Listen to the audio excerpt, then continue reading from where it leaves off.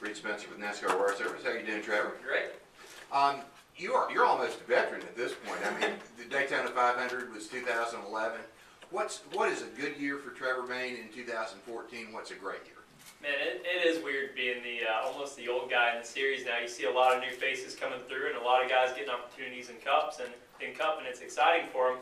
We're definitely ready for that opportunity, but we're also going to make the most of the one that we have now.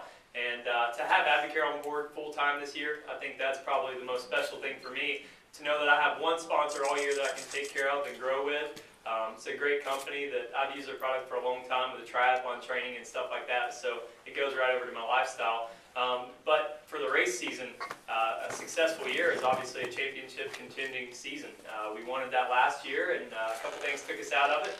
A couple of them were parts failures, a couple of them were driver failures, and making bad decisions on the racetrack, and those are the things we have to eliminate. The last half of last season, we gained almost more points than anybody. I think Austin Dillon was the only car that gained more points than us, and that was good to see. But this year we need to be the guy that gains the most throughout the whole season and don't get that big deficit off the start. Daytona kind of got us off on the wrong foot last year, coming out of here past 30th. We had a rear gear brake running second, and so those little parts failures and attention to detail, and then like I said, for me, I have to pay attention every single time. If I'm having a mediocre day, I can't make that a bad day. Think back to Darlington last year where I got in an incident with a lap car running 10th, and so I was going to finish 20th, and I wasn't real happy about that, so I tried to make it 15th, and so I finished 30th. So you can't dig a hole for yourself, and I think I learned a lot about that last season, and that's what's going to help us be a championship contender this year. We'll go to Lee, and then to Chris, and then on over to Al. Lee Spencer, Fox Sports. We were talking to Kyle Larson a little bit, and he said that the cars were having difficulty sucking up to one another, and so maybe that's not been a problem for you in your car. Sorry, Kyle. Obviously not. But how much has the dynamic changed with the changes that have been made to the car? Well, I can't see a huge difference in the cars as far as rule configurations and the different rear spring packages and all that stuff. I think these cars are probably the most fun to drive out of all the series that I've been in. Obviously, I've never run a truck, but with the Cup cars versus this, and even watching the ARCA races, I've never been in that. But I feel like these are the most racy cars, and so that's one benefit of them not changing all the rules to make it where we couldn't push that restriction that they put on us. We still have racy cars that are capable of it, like I said before. So you can pull up and bump each other and move around if you need to. Yesterday here in the draft, I think there were only 8 cars out there, and I was still able to get to people's bumper.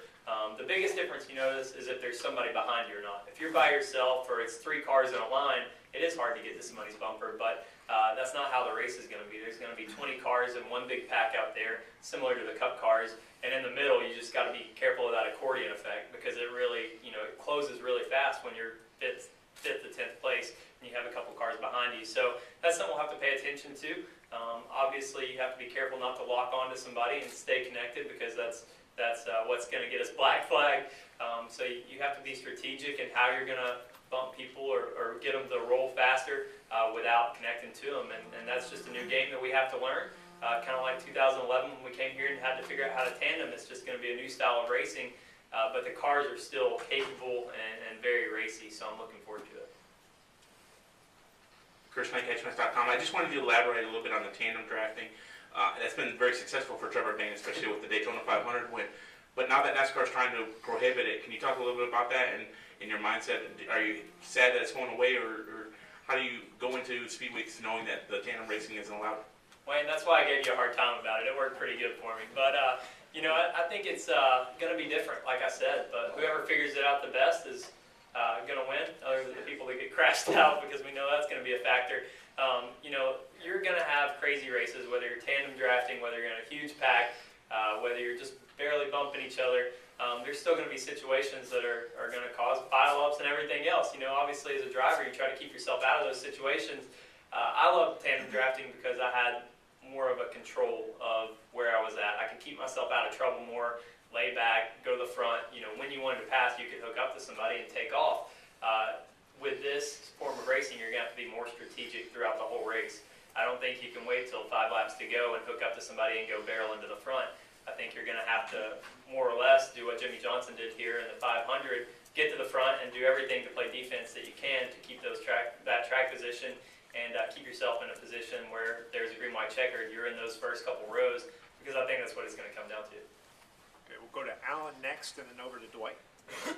Alan Kamada, NASCAR.com. How did having a new crew chief affect you last year, and how will it be different this year? Well, it was a great opportunity to work with Mike Kelly. I mean, he's a class act crew chief and really talented, so I'm excited for him to have an opportunity in Cup. Obviously, you hate to lose somebody of that caliber, but for Chad Norris to step in, I'm gaining somebody again. So Chad and I have had a lot of success together. 2011, he came in halfway through the year. We finished off the season with a win at Texas, and then at the beginning of 2012, we ran about the first 4 races together, and I believe we were only 4 or 5 points out of the lead when we ran out of funds. So I know Chad can do it, and I'm really happy with the group of guys that I have going forward this year. I think our team is probably the most set it's ever been going into a season as far as funding, sponsorship, having our pit boxes and haulers already ready to go. It seems like normally Daytona sneaks up on you, and you aren't completely prepared with your guys and cars and equipment and all that, but I feel like this season that we're the most prepared we've ever been for February to come around. Dwight John, RaceDate.com. Trevor, as far as you mentioned the young guys coming in, as far as the learning curves that you've hurdled in NASCAR, what would you share with those young guys and the ones that really stick out in your mind that would help them most? Yeah, so I've kind of been an open book to my teammates, especially to Chris and Ryan. I remember when I came in and I'd try to ask for help and people were all secretive. It wasn't fun trying to learn on your own. So I try to help out as much as I can, but I don't know how much help I am. They're pretty smart guys and pretty successful race car drivers. So Chris Buescher has been a great teammate, super humble kid that when he gets behind the wheel, he's got the talent. And last year on the mile and a half, I think he really surprised a lot of us with the ability that he had. And then Ryan Reed, when he came to Richmond, his short track abilities, he was really strong. So they've both got their strong suits as far as my teammates, and I'm looking forward to seeing them grow. And then as far as other guys, even here in the draft, Ty Dillon in the Nationwide Series now, and Dylan, I don't know how to say his last name. You can say it again for me, but I'll butcher it. So I know the gist of it. But anyways, seeing him out there in the 31 car, it seems like he's doing a great job. Chase Elliott, he seems really young, but he's doing an awesome job also. So I'm excited for these guys to develop and get better.